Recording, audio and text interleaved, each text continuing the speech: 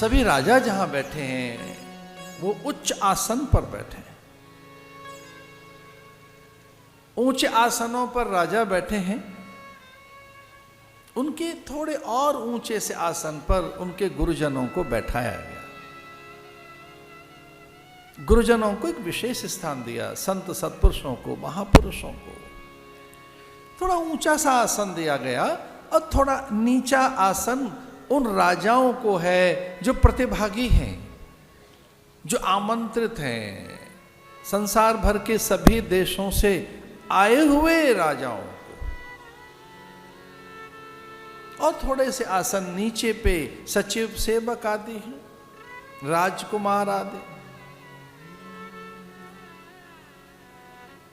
ऐसा कहते हैं उस रंग भवन में जहां धनुष रखा गया था, उस रंगोत्सव में, मंगलोत्सव में, कल्याणोत्सव में बस एक ही चीज पर ध्यान था राजा जनक का कि जहां विश्वामित्र बैठेंगे वो आसन थोड़ा ऊंचा बने, सुंदर बने, अच्छा बने, विशाल हो, वहां तोषक रखे जाएं, वहां का गलीचा थोड़ा अच्छा होना चाहिए, जब पद पृष्ठ रहे गुरुदेव के वो रेशम का आसन हो, वो पुष्प रहने चाहिए। वो बार बार छू छू कर देख रहे हैं कि कौन से पुष्प रहेंगे, सुगंधा कौन से रहेगी, वहाँ दीप कौन सा रखा जाएगा, वहाँ कौन सी अल्पना रंगोली की जाएगी, वहाँ कौन सेविकाएं रहेंगी, वहाँ प्रधान सेविकाएं रहेंगी क्या, कौन रहेगा, वहाँ जल फल किस प्रकार के रखे जाएंगे। गुरुदेव को जल की आवश्यकता हो गई, रसाहार क्या होगा उस समय, उन्हें क्या चाहिए। जनक स्वयं वो व्यवस्था देख रहे हैं। एक बहुत बड़ा मंच, सम्मंचनते मंच, एक सुंदर विशद विशाल। अब वो गुरु के लिए बना रहे हैं कि राम के लिए। मुनि समीप दो बंदुतः बैठा रे महिपाल।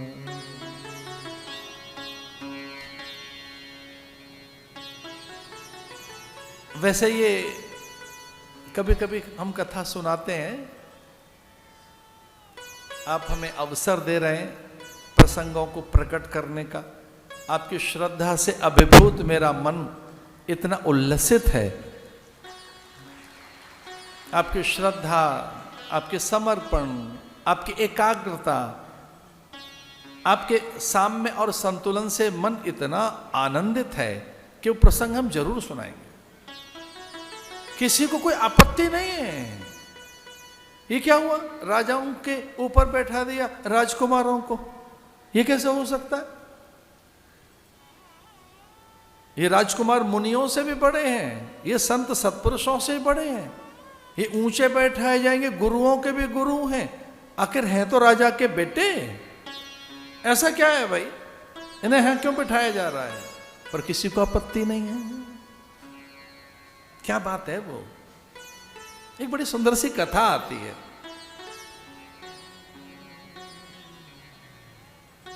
वाल्मीकि रामायण में ऐसा आता है कि जनकपुर में अक्सर अकाल पड़ता रहता था, अक्सर।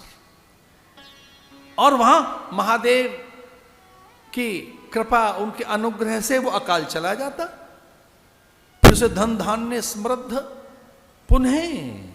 और सीता भी तो अकाल के कारण ही प्रकट हुई।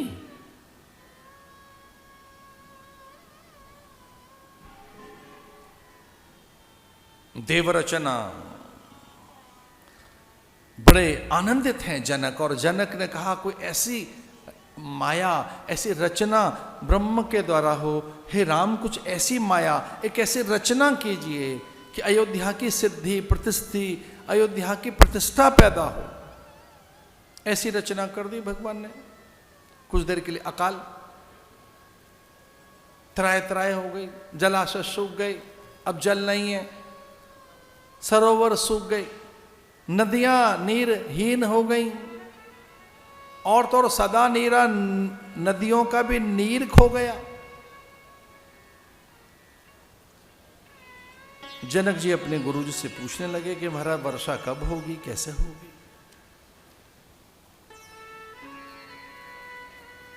जन जन व्याकुल है, पंछियों के लिए नीर नहीं, पशु प्राणहीन हो जाएंगे, वर्षा कैसे हो।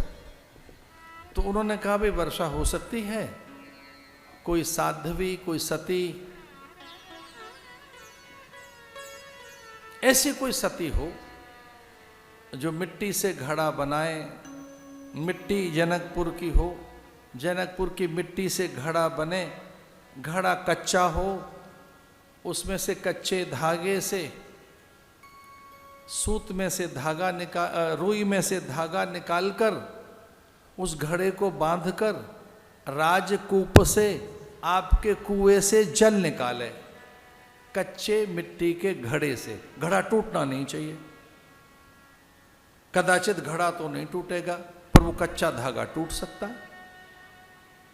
ऐसा कोई बल सती का किसी में हो, महादेव को जल चढ़े, रुद्राभिषेक हो, फिर कभी जीवन में अकाल नहीं पड़ेगा।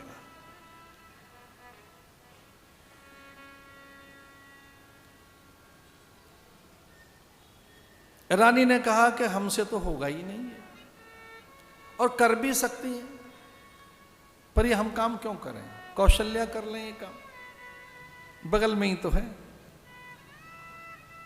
और ये तो सर्वविदित है कि सबसे निकट का राज्य अयोध्या, जनकपुर की सीमाओं से तो सटा है अयोध्या राज्य, और अयोध्या कोई सामान्य राज्य तो था नहीं, चक्रवर्ती सम्राट, सारे संसार भर के राजाओं के राजा महाराजा चक्रवर्ती दशरथ। तो एक बात कहते तो माथे का मुकुट उतर जाता सबके। उन्हें पाती भेज दी गई, पत्र आया, दशरथ विनोद करने लगे कि पत्र क्या आया है ये, कि जी जनक की भार्या ने, जनकपुर की रानी ने पत्र भेजा है। किसके लिए? महारानी कौशल्या के लिए। दशरथ ने कहा फिर हम नहीं पढ़ेंगे, वो ही पढ़ें, रानी का पत्र रानी पढ़ेगी। हे कौशल्य, आपके चरणों में अनंत प्रणाम, अविलंब जनकपुर पहुंचो, कच्चा घड़ा बनाकर कच्चे धागे से राजकुएं से जल निकालकर महादेव को प्रसन्न करने के लिए पधारिए। कौशल्या पत्र पढ़कर प्रसन्न हुई, दासियों से कहा हमारे जनकपुर के जाने का प्रबंध किया जाए, हम जाएंगे। पहली बार रानी का पत्र आया है, कौन बड़ी बात है। पत्र कैकेयी ने ले लिया, कैकेयी कहने लगी आप जाएंगी, आप तो कभी कहीं जाती नहीं, मैं जाऊंगी। कैकेयी से पत्र लिया सुमित्रा ने कि सारे कार्य आप ही करेंगी, हमको तो हम जाएंगे। और सुमित्रा से पत्र ले लिया दासियों ने कि ये काम तो दासों का है, दासियों का है, नौकरानियों का है, हम जाएंगे। और लीजिए पत्र ऐसे पहुंचते पहुंचते पहुंचते और द्वार तक चला गया, और द्वार पर खड़ी अनुचरी ने कहा हमको दीजिए ना, ये पानी भरने का काम हमारा है, हम लाएंगे। पालकी सजाई गई, नौकरानी बैठा दी गई। कौशल्या ने कहा ठहरो, मेरे वस्त्र पहन कर जाना, एक माथे पर मुकुट रख दो, राज कर्मचारी साथ जाएंगे। जनकपुर में हल्ला मच गया, कौशल्या आ गई, कौशल्या आ गई, बड़ा सम्मान। नौकरानी ने मिट्टी खोदी, घड़ा बनाया कच्चा, उसमें एक कच्चे धागे से बांधा, कुएं में डाला, जल निकाला, महादेव को जल चढ़ाया, वर्षा हो गई। महारानी आई, कौशल्या के पग पखार लें, शीश में अपना शीश उनके चरणों में रख दें। और जैसे ही रानी उनको प्रणाम करने के लिए झुकी, नौकरानी ने घूंघट उतारा, कहा मैं तो दासी हूं, आप मुझे प्रणाम न करें। जब सब जगह सब राजाओं को पत्र भेजे जा रहे थे तो राजा जनक बड़े चिंतित थे कि हमने अगर धनुष उठाने के लिए अयोध्या पत्र भेज दिया और वहां से कोई नौकर आ गया तो सीता जी का क्या होगा? बहुत बचपन में छोटे से गांव में मैं पैदा हुआ, छोटा सा गांव। तो वो मुझे याद आता है कि एक बार गांव में रामलीला हुई थी। वो पूरी ढंग से मैं देख नहीं पाया था, तो फिर आसपास के गांव में रामलीलाएं होती थी और रात्रि में वो रामलीलाएं होती थी। वहां जाना बिना बड़ों की आज्ञा के संभव नहीं था। बड़े आज्ञा देंगे कि नहीं ये भी एक कठिन बात थी। लेकिन एक बार साहस करके मित्र मंडली के साथ और मैं रामलीला देखने गया। अरे क्या बात थी!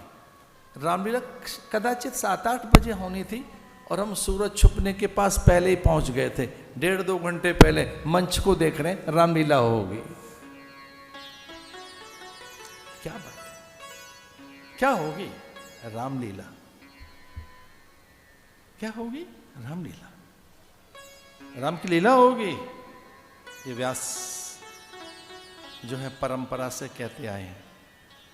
इस कथा का मूल व्यास है स्वयं ब्रह्मा जी, और वो वाल्मीकि में अवतरित होते हुए लिखते हैं, श्री राम शरणम समस्त जगताम रामम बिना का गति रामेण प्रतिहन्यते कलिमलम रामाय कार्यम नमः रामात् त्र्यस्यति काल भीम भुजगौ रामस्य सर्वं वशे रामे भक्तिखंडिता भवतु मे राम त्वमेवाश्रय।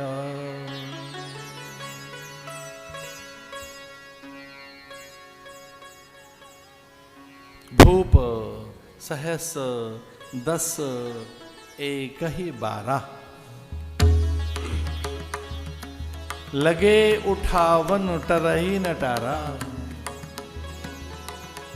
10,000 तो नहीं लगे होंगे। सहस माने सहस्त्रबाहु और दशानन ये उठे, क्योंकि अन्य राजा भी उठे थे, धनुष को तिल भर भी नहीं सरका सके। श्रीहत होकर, तेजहीन होकर, बलहीन होकर, अत्यंत लज्जित होकर और सर नीचे करके बैठ गए। पूर्वोत्तर से आए राजा, पश्चिमोत्तर से आए राजा, दक्षिण से आए राजा, बड़े बड़े राजा उठे और धनुष को उठा नहीं पाए। और तब ये 2 उठे होंगे, सहस्त्रबाहु और दशानन। भूप सहस 10 एक ही 12 ये उठे।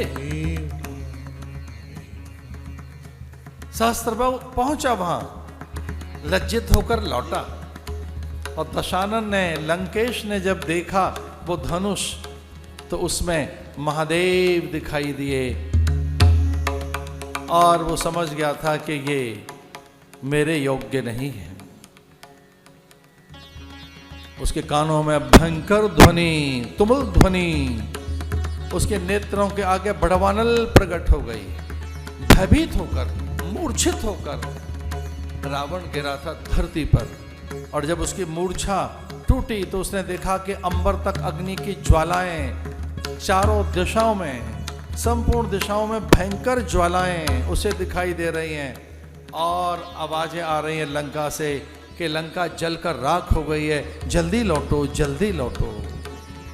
ये धनुष छुआ तो लंका जलकर राख हो जाएगी।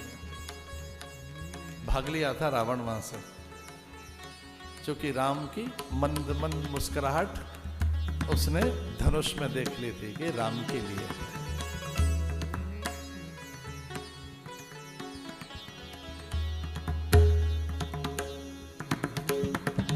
बाण मित्य ब्रवीत राजा मनुष्य समभाषत लीलया सधर्मध्ये जग्राह वचनम मुने।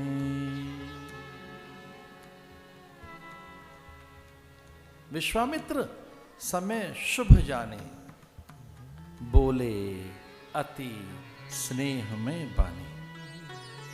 कब बोले?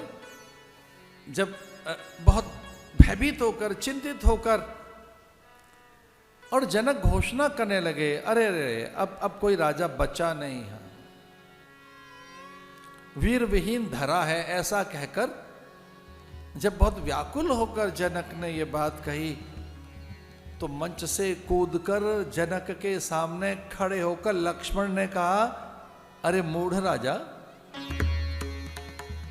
भाषा भी सही नहीं है, बोलना भी नहीं आता, जरा भी शील नहीं है।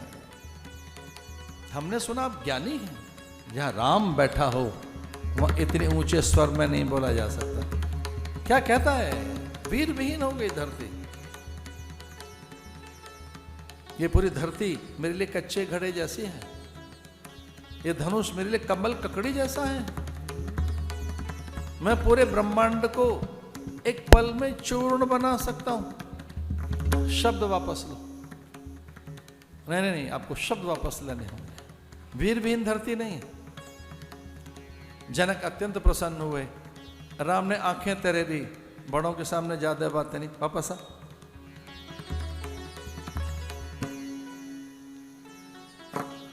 क्या कहते हैं गुरुदेव? विश्वामित्र समय शुभ जाने, बोले अति स्नेह में बाणी। एक नया आदेश है गुरुजी का। गुरुजी ने यह नहीं कहा धनुष उठाना है, प्रतिज्ञा तो धनुष उठाने की है, पर गुरुदेव का नया आदेश है, उठो राम भंजौ भव चापा, तात जनक परता। उठो राम, उठो, उठो राम भंजौ भव चापा। दुख देने वाले सबकी दशा तो देखो, कितने लज्जित हैं इस धनुष के कारण। श्रीहत होकर बैठे हैं, राजा भी कितना व्याकुल है, तो इसे उठाना नहीं है, तोड़ना है इसको। ऐसा धनुष रहना ही नहीं चाहिए जो सबके कष्ट का कारण बनाओ। उठो राम भंजौ भव चापा। राम जी उठे, और राम ने वो नहीं किया जो सब कर रहे थे। सब जाकर धनुष को उठाना चाहते थे, राम ने धनुष नहीं उठाया, राम ने धनुष को प्रणाम किया। गुरु ही प्रणाम मनै मन की नाम, गुरु प्रणाम मनै मन की नाम। अति लाभ